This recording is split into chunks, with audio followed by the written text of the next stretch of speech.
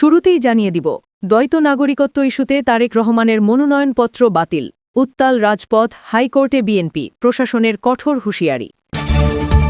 এরপর থাকছে জামায়াতের সঙ্গে জোট নিয়ে এবার নতুন তথ্য দিলেন ইসলামী আন্দোলনের প্রার্থী, জোটে ফিরতে মরিয়া চরমোনাই পীর। এরপর জানিয়ে দিব, অবশেষে বাংলাদেশে ক্ষমতায় চলে আসছে জামায়াত, নতুন জরিপে যে 4টি বড় দুঃসংবাদ পেল বিএনপি। এদিকে শেষ মুহূর্তে পরিস্থিতি পাল্টাচ্ছে আওয়ামী লীগ, নিষেধাজ্ঞার বিরুদ্ধে গর্জে উঠলেন তারেক রহমান, নির্বাচনের আগেই ঘুরে যাচ্ছে দেশের রাজনৈতিক প্রেক্ষাপট। এবং সব শেষে দেখবেন, আবারও বিরাট বার্তা শেখ হাসিনার, জোরালো হচ্ছে দেশে ফেরার দাবি, এবার নতুন খেলা খেলতে যাচ্ছে আওয়ামী লীগ, নির্বাচন ঠেকাতে নেতাকর্মীদের চূড়ান্ত প্রস্তুতির আহ্বান। বিস্তারিত থাকছে প্রতিবেদনে। অবশেষে দ্বৈত নাগরিকত্বের অভিযোগের ভিত্তিতে বিএনপির ভারপ্রাপ্ত চেয়ারম্যান তারেক রহমানের মনোনয়নপত্র বাতিল ঘোষণা করেছেন সংশ্লিষ্ট রিটার্নিং কর্মকর্তা। নির্বাচন কমিশনের পক্ষ থেকে জানানো হয়, দীর্ঘ সময় বিদেশে অবস্থানকালে তারেক রহমান অন্য একটি দেশের নাগরিকত্ব গ্রহণ করেছেন। বাংলাদেশের সংবিধান অনুযায়ী দ্বৈত নাগরিক কোনো ব্যক্তি জাতীয় সংসদ নির্বাচনে অংশগ্রহণের যোগ্য নন। এই সিদ্ধান্ত প্রকাশ্যে আসার সঙ্গে সঙ্গেই নয়াপল্টনের কেন্দ্রীয় কার্যালয় থেকে শুরু করে দেশের বিভিন্ন অঞ্চলের তৃণমূল পর্যায়ের নেতাকর্মীদের মধ্যে তীব্র ক্ষোভ ও উত্তেজনা ছড়িয়ে পড়ে। অল্প সময়ের মধ্যেই রাজপথ, স্লোগান ও মিছিলের উত্তাল জনসমুদ্রে পরিণত হয়। নির্বাচন অফিস জানিয়েছে, তারেক রহমানের জমা দেওয়া নথিপত্রে নাগরিকত্ব সংক্রান্ত তথ্যের মধ্যে অস্পষ্টতা ধরা পড়েছে। রিটার্নিং কর্মকর্তা ব্যাখ্যা করে বলেন, গণপ্রতিনিধিত্ব আদেশ এবং সংবিধানের ৬৬ নম্বর অনুচ্ছেদ অনুযায়ী কোনো ব্যক্তি যদি বিদেশি রাষ্ট্রের নাগরিকত্ব গ্রহণ করেন বা কোনো বিদেশি রাষ্ট্রের প্রতি আনুগত্য প্রকাশ করেন, তবে তিনি সংসদ সদস্য হওয়ার যোগ্যতা হারান। গোয়েন্দা সংস্থা থেকে প্রাপ্ত তথ্য এবং বিদেশি দূতাবাসের নথিপত্রে দেখা গেছে, বর্তমানে তিনি অন্য একটি দেশের পাসপোর্টধারী, যা তিনি গোপন রাখার চেষ্টা করেছিলেন। ফলে আইন অনুযায়ী তার মনোনয়নপত্র বৈধ ঘোষণা করার কোনো সুযোগ নেই। এই সিদ্ধান্তকে বিএনপি তাদের নেতার বিরুদ্ধে গভীর ষড়যন্ত্র বলে আখ্যা দিয়েছে। দলটির দাবি, এটি রাজনৈতিক প্রতিহিংসার নগ্ন বহিঃপ্রকাশ এবং এর কোনো আইনগত ভিত্তি নেই। নির্বাচন কমিশনের এই সিদ্ধান্তের প্রতিবাদে দেরি না করে বিএনপি উচ্চ আদালতের শরণাপন্ন হয়েছে। দলটির লিগ্যাল উইং থেকে সিনিয়র আইনজীবীরা জরুরি ভিত্তিতে হাইকোর্টে রিট আবেদন দাখিল করেন।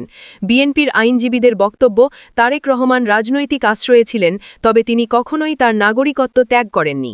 আদালত প্রাঙ্গণে সাংবাদিকদের সঙ্গে কথা বলতে গিয়ে দলের জ্যেষ্ঠ আইনজীবীরা বলেন, এই সিদ্ধান্ত একতরফা এবং সরকারের নির্দেশেই নেওয়া হয়েছে। তারা দাবি করেন, আইনগত প্রক্রিয়ার মাধ্যমেই প্রমাণ করা হবে যে তারেক রহমান এই দেশের নাগরিক এবং তার নাগরিকত্ব নিয়ে প্রশ্ন তোলার কোনো এখতিয়ার কারও নেই। এদিকে আদালতের আদেশের অপেক্ষায় থাকা হাজার হাজার নেতাকর্মী বাইরে অবস্থান করে বিচারের দাবিতে স্লোগান দিতে থাকেন, যার ফলে আদালত চত্বরের পরিবেশ হয়ে ওঠে অত্যন্ত থমথমে। এই সংকটময় পরিস্থিতিতে নয়াপল্টনে অনুষ্ঠিত এক জরুরি সংবাদ সম্মেলনে বিএনপি মহাসচিব মির্জা ফখরুল ইসলাম আলমগীর সরকারের বিরুদ্ধে তীব্র ভাষায় আক্রমণ করেন। তিনি বলেন, সরকার জনগণ থেকে বিচ্ছিন্ন হয়ে পড়েছে এবং এখন আদালত ও নির্বাচন কমিশনকে ঢাল হিসেবে ব্যবহার করছে। তারেক রহমানের জনপ্রিয়তায় তারা আতঙ্কিত বলেই এই অজুহাতে তার মনোনয়নপত্র বাতিল করা হয়েছে। তিনি আরও বলেন, এই অবৈধ সরকার আদৌ চায় না দেশে একটি অবাধ ও নিরপেক্ষ নির্বাচন অনুষ্ঠিত হোক। নির্বাচনের আগেই প্রতিপক্ষকে মাঠ ছাড়া করার উদ্দেশ্যেই এই ষড়যন্ত্র বাস্তবায়ন করা হয়েছে। এটি একটি পুতুল সরকার, যারা জনগণের ভোটাধিকার হরণ করে ক্ষমতায় টিকে থাকতে চায়। তবে এবার জনগণ জেগে উঠেছে এবং এই ষড়যন্ত্র সফল হতে দেওয়া হবে না। মনোনয়নপত্র বাতিলের খবর ছড়িয়ে পড়ার পর রাজধানী ঢাকা ও বিভাগীয় শহরগুলোতে ব্যাপক অস্থিরতা দেখা দেয়। ক্ষুব্ধ বিএনপি সমর্থকেরা বিভিন্ন স্থানে টায়ার জ্বালিয়ে সড়ক অবরোধ করে এবং সরকারের পদত্যাগের দাবিতে স্লোগান দিতে থাকে। এতে সাধারণ মানুষের মধ্যে আতঙ্ক ছড়ালেও রাজনৈতিক অঙ্গনে নতুন করে বিতর্ক শুরু হয়েছে। একাংশের মত, আইনের প্রয়োগ সবার জন্য সমান হওয়া উচিত। আবার অন্য অংশের ধারণা, প্রধান বিরোধী দলের শীর্ষ নেতাকে নির্বাচনের বাইরে রাখলে সেই নির্বাচনের গ্রহণযোগ্যতা প্রশ্নের মুখে পড়বে।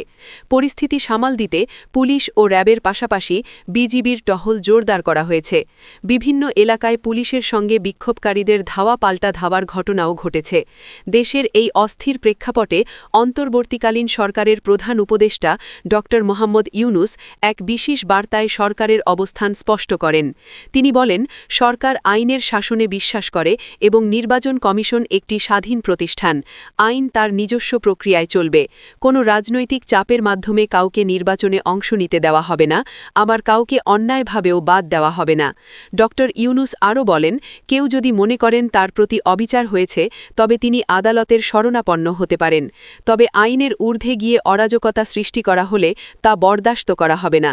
তিনি জোর দিয়ে বলেন, নির্বাচনকে স্বচ্ছ ও কলঙ্কমুক্ত রাখতে প্রার্থীদের নথিপত্র যাচাই করা সরকারের নৈতিক দায়িত্ব। অন্যদিকে রিটার্নিং কর্মকর্তা ও নির্বাচন কমিশনের ঊর্ধ্বতন কর্মকর্তারা তাদের সিদ্ধান্তে অনড় রয়েছেন। প্রধান নির্বাচন কমিশনের এক বিবৃতিতে জানান, কমিশন কোনো রাজনৈতিক দলের পক্ষ নিয়ে কাজ করে না। প্রাপ্ত তথ্য প্রমাণের ভিত্তিতেই সিদ্ধান্ত নেওয়া হয়েছে। দ্বৈত নাগরিকত্ব একটি সাংবিধানিক বিষয়, যেখানে আবেগ বা রাজনীতির কোনো স্থান নেই। নির্বাচন অফিস ঘেরাও বা কর্মকর্তাদের হুমকি দেওয়া হলে কঠোর ব্যবস্থা নেওয়া হবে বলেও তিনি হুঁশিয়ারি দেন। উচ্চ আদালত থেকে নতুন নির্দেশনা এলে তবেই কেবল সিদ্ধান্ত পুনর্বিবেচনা করা সম্ভব বলে তিনি জানান। দেশের আইনশৃঙ্খলা পরিস্থিতি নিয়ে শেষ পর্যন্ত সেনাবাহিনী প্রধানও বক্তব্য দেন। এক টেলিভিশন ভাষণে তিনি দেশবাসীকে আশ্বস্ত করার পাশাপাশি বিশৃঙ্খলাকারীদের কড়া সতর্কবার্তা দেন। তিনি বলেন, বাংলাদেশ সেনাবাহিনী দেশের সার্বভৌমত্ব ও জনগণের জানমালের নিরাপত্তায় সর্বদা প্রস্তুত। রাজনৈতিক মতভেদ থাকতেই পারে, কিন্তু তার নামে অরাজকতা, অবৈধ তৎপরতা কিংবা রাষ্ট্রীয় সম্পদের ক্ষতি কোনোভাবেই সহ্য করা হবে না। তিনি আরও বলেন, কেউ যদি রাজপথে বিশৃঙ্খলা সৃষ্টি করে সাধারণ মানুষের জীবন ঝুঁকির মুখে ফেলে, তাহলে সেনাবাহিনী কঠোরভাবে তা প্রতিহত করবে। নির্বাচনী প্রক্রিয়ায় বাধা দেওয়া বা আইন নিজের হাতে তুলে নেওয়া হলে কাউকেই ছাড় দেওয়া হবে না। আমরা শান্তিতে বিশ্বাস করি, তবে অশান্তি সৃষ্টিকারীদের জন্য কোনো দয়া নেই। তারেক রহমানের মনোনয়নপত্র বাতিল এবং পরবর্তী ঘটনাপ্রবাহ দেশের রাজনীতিকে এক নতুন সংকটের দিকে ঠেলে দিয়েছে। একদিকে চলছে আইনি লড়াই, অন্যদিকে রাজপথে আন্দোলন। সব মিলিয়ে দেশ চরম উত্তেজনার মধ্য দিয়ে অগ্রসর হচ্ছে। হাইকোর্টের রায় কী হবে, কিংবা নির্বাচন কমিশন শেষ পর্যন্ত তাদের অবস্থানে অনড় থাকতে পারবে কিনা, তা নিয়ে চলছে নানা আলোচনা ও বিশ্লেষণ। তবে একটি বিষয় স্পষ্ট, এই ইস্যু এখন আর শুধু আইনি লড়াইয়ে সীমাবদ্ধ নেই। এটি জনগণের অধিকার ও রাজনৈতিক অস্তিত্বের বৃহত্তর সংগ্রামের রূপ নিয়েছে।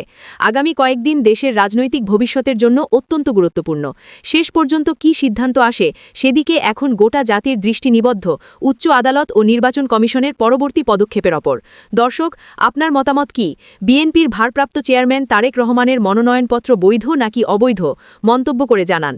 জামায়াতে ইসলামী যদি এখনও ইসলামী আন্দোলনের কথা শোনে, তাহলে ভোটের একদিন আগেও জোটবদ্ধ হওয়ার সম্ভাবনা রয়েছে বলে জানিয়েছেন দলটির নেতা মাওলানা খালেদ সাইফুল্লাহ।